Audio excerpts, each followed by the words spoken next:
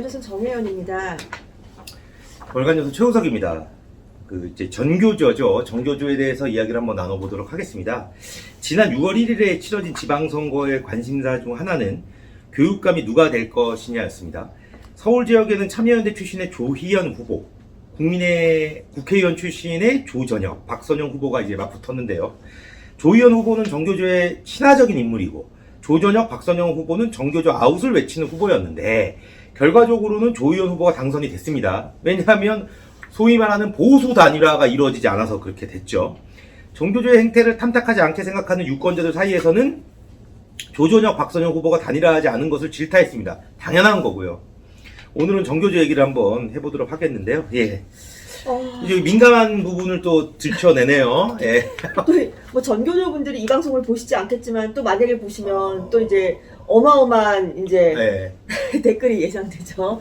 자, 제가 이제 1979년도에 이제 행정고시 출신으로 교육부에 이제 들어가셔서 20년 동안 교육부 공무원을 하고 저희 교원대 교수를 지낸 정기호 교수라는 분을 제가 이달에 인터뷰를 하게 됐습니다. 네. 근데 이분이 일단 교육부 공무원을 오래 하셨고 그리고 YS 시절에 교육부에서 청와대로 파견돼서 그 행정관을 하셨어요. 아, 네네네네. 그리고 그 OECD에 우리가 이제 가입할 때 처음으로 이제 OECD의 분과가 굉장히 많잖아요. 그 교육분과 담당으로 이제 프랑스 파리에 가시기도 하셨고 굉장히 이쪽에서는 또 나름 좀 의미가 있는 분이어서 인터뷰를 하게 됐는데 그 주요 내용이 전교조가 되어서 오늘 그 얘기를 좀 드리려고 합니다. 그 전교조는 뭐 여러분 아시다시피 정식적인 명칭은 전국교직원 노동조합입니다. 그렇죠. 87년도에 이제 민주화운동이 있었고 전교조 같은 경우는 1989년도에 만들어졌는데 그때는 불법이었어요. 법의 노조였죠. 법의 노조.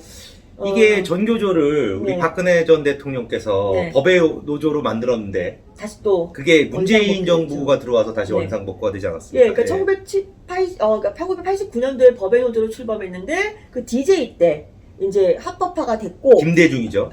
그 김대중 대통령 전 대통령 때 그리고 이제 그 교원단 그 전교조에 그 교사가 아닌 분이 이제 근무하고 있어서 그 이유 때문에 다시 이제 불법단체, 그러니까 법의 노조가 됐다가 최근에 다시 또 이제 전교조가 이제 합법적인 지위를 획득했죠. 좀 스토리가 있는데 사실 교사들 이제 학교 선생들 이제 보통 공립학교에 근무하는 선생들 중에 한 절반 정도는 아무래도 소속이 잘 안 돼 있다고 해요. 그리고 나머지 절반 중에 한 3분의 1 정도는 전교조에 소속돼 있고 나머지 3분의 2는 그 한국교총 교직원 총연합회던가 그리고 교원 단체 총연합 여기에 소속돼 있습니다.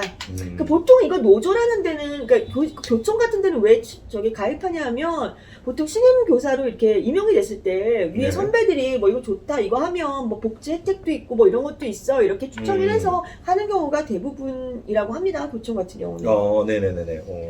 그런데 이 정기호 교수의 그 증언, 그 과거사의 한 부분인데요. 증언에 따르면 이 전교조도 원래는 지금 현재의 노동조합이 아니라 교총과 같은 교직원 단체로 만들려고 했었는데 그 일이 무산됐고 결론적으로 노동조합이 되어 DJ 시절에 지금 오늘날에 이르렀다는 새로운 증언이 나와서 그걸 소개해드리고자 합니다. 근데 왜 이렇게 뭐 교직원 단체로 만들려고 했는데 왜 이렇게 무산이 된 건가요? 그렇죠. 이제 이게 또 이제 숨은 비사 중에 하나더라고요. 이 정기호 교수는 당시에 1996년 6월 청와대 대통령 교육비서실 행정관이었습니다. 이 업무를 담당했습니다. 이런 일이 있었다고 해요. 1992년도에 그 2차 교육개혁안이라는 것을 마무리 짓고 나서요. 당시에 이제 청와대 사회복지 수석 비서가 돌아가신 박세일 교수였는데 이제 전교조가 이제 1989년도에 만들어졌잖아요. 어떻게든 이 조직이 지금은 그 법의 노조이지만 합법화를 시켜야 하는데 어떤 형태로 시킬까에 대해서 청와대에서 논의가 있었다고 합니다. 그러면 최 기자도 생각해보면 이 교직원 단체인데 이 문제는 교육부의 관할이어야 될까요? 아니면 이게 교육직원 단체니까 이걸 노동조합으로 보고 노동부에서 다뤄야 될 이슈일까요? 이 문제가 생긴 거죠. 그런데 YS 청와대는 이거는 교육부에서 담당해야 된다. 네. 왜냐하면 모임의 구성원들이 교사니까 네. 교육부에서 담당해라 라고 얘기를 했고, 당시 교육부 장관이 안병영 장관이었습니다. 네. 그래서 이 안병영 장관이 정기호 교수, 그 당시 비서관을 빌려서 자, 어떻게 하면 좋을지 한번 해보자. 그 두 분이 이제 논의를 했다고 해요. 네. 근데 결국 이분들은 어차피 교총이 교원 지위 향상을 위해서 단체 협상을 하고 네. 단체 행동을 하니까, 그러면 전교조라는 것도 교총처럼 만들면 되지 않겠느냐? 네. 그러면 교사들이 전교조에 가입을 하든 교총에 가입을 하든 마음대로 되면 되지 않겠느냐? 네. 라고 이제 생각을 했고, 그래서 교육부에서 법률안을 만들었고, 네. 이거를 국무회의에 상정했대요. 어. 국무회의라는 게 저기 장관들 모여서 하는 대통령 그렇죠. 회의잖아요. 예. 국무회의에서 그걸 딱 보고, 그래, 그냥 뭐 이거 이렇게 하면 되겠네, 교총같이 하면 되겠네, 네. 그렇게 하고 다 통과가 됐답니다. 그런데 네, 그 통과하면, 통과가 됐으면 네, 문제가 없는 거 아닙니까? 그렇죠. 통과가 되고 네. 나면 대통령이 사인하고 이걸 국회에 보내잖아요. 네. 그냥 그건 자동 통과예요. 네, 그렇죠. 예. 표결에 붙일 필요가 없어요. 음. 국무회의 의결 사항이기 때문에. 네. 그래서 이 정기호 교수가 법률안을 들고 가서 대통령 사인을 받고 다 그냥 무리 없이, 그러니까 이거를 그냥 이제 국회에 갖다 주면 되는 거죠. 그런데 갑자기 박세일 수석이 네. 이 정기호 교수를 부르더니 그 서류를 한 며칠만 좀 갖고 있어라. 네. 좀 이따 보내라. 그래서 뭐 며칠 이따 보내라니까 그런가 보다 하고 예 알겠습니다 그런 거죠. 네. 근데 또 2, 3일 있다가 이제 보낼까요? 왜냐면 대통령 사인이 있는 서류가 이게 그냥 단순한 무슨 어디 저게 아니잖아요. 네. 보낼까요? 했더니 좀 뭐 다음 주에 또 다음 주에 갔더니 그 좀 급하게 서두를 거 없잖아. 이런 식으로 계속 늦춰진 거죠. 네네네. 근데 이렇게 하다 보니까 이게 무려 100일이 지났다고 합니다. 3개월이 넘게 지난 거네요. 그렇죠. 네. 그런데 당연히 생각해보면 이게 그 법률안 그거잖아요. 네. 이게 없어졌으니까 청와대에서 공직기강팀에서 이 서류 어디 갔냐, 대통령 사인까지 한 서류가 왜 국회에 도착을 안 하느냐, 석 달이 넘도록 이게 난리가 나지 않았겠습니까? 그렇겠죠. 그러니까 정규 그때 당시 행정관이 생각을 해보니까 이걸 내가 갖고 있으면 내가 책임을 내가 책임을 묻겠다. 져야 되니까 네. 도저히 안 될 것 같아서 이거를 들고 네. 자기가 직접 네. 법제처를 갔다 그래요. 그럼 법제처에서 이제 송달을 해달라고 이제 그 네. 법제처에 이제 그 서류를 맡기고, 그럼 이제 법제처에서 말 그대로 뭐 제가 송달 시스템은 모르겠습니다만 국회로 그냥 보내면 되는 거예요. 그럼 네. 이제 이 당시 행정관은 이 문서가 얼마나 중요한 건지 알고 있었고, 네. 뭐 석 달 넘게 갖고 있었으니까 좀 부담스러웠겠죠. 네. 그래서 법대시에 갖다 주고 왔답니다. 그래서 청와대 이제 비서동으로 왔겠죠. 그래서 이제 나 이제 다 끝났다. 얼마나 속이 시원했겠어요. 네. 그 딱 앉아 있는데 갑자기 당시 총리였던 이수성 총리가 전화를 해서 네. 뭐 노발대발 하셨다는 건데요. 험한 욕을 퍼부었다. 이게 이제 정확한 선배 기사의 내용인데, 네. 그럼 왜 이렇게 했을까요? 그러니까 이 박세일 수석을 좀 이렇게 뒤에서 압박한 게 네. 당시에 이수성 국무총리였던 이수성이 아니었나, 뭐 이런 뭐 추측도 할 수 있겠네요. 그 국무회의라는 게 특정한 사람들만 들어갈 수 있잖아요. 네. 그 국무총리나 그 행정부 수반들과 그다음에 서울시 의장 들어가죠. 네. 이게 그렇게 몇 분 들어가니까 굉장히 아주 어떻게 보면 비밀스러운 일이죠. 근데 이제 이수성 총리께서 이제 쉽게 말해서 보내지 말라는 법률안을 네. 왜 서둘러서 처리해서 보냈느냐, 이것 때문에 음. 화를 내신 것 같다고 하는데요. 네.